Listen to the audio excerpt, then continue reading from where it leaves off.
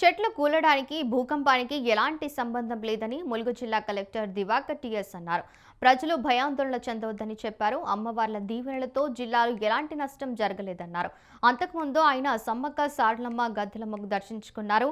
అమ్మల దీవెనలతోనే నిన్న ఉదయం సంభవించిన భూకంపంతో జిల్లాలో ఎలాంటి ప్రాణ ఆస్తి నష్టం జరగలేదని చెప్పారు. దట్టమైన అటవీ ప్రాంతంలో టోర్నడో కారణంగా వేలాది చెట్లు నేలమట్టం కావడానికి నిన్న జరిగిన భూకంపానికి ఎలాంటి సంబంధం లేదని స్పష్టం చేశారు. భూమిలో జరిగిన కొన్ని చర్యల వలన భూకంపం వస్తుందని, భూమిపైన జరిగిన కొన్ని చర్యల వల్ల చెట్లు కూలిపోతాయని కలెక్టర్ తెలిపారు.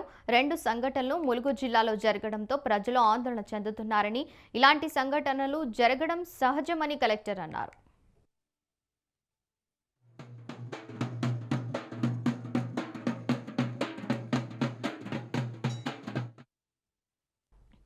నిన్న ఉదయం 7:27 సమయంలో 6 సెకండ్ల నుంచి 8 సెకండ్ల మధ్యన భూకంపం సంభవించిందని కలెక్టర్ చెప్పారు.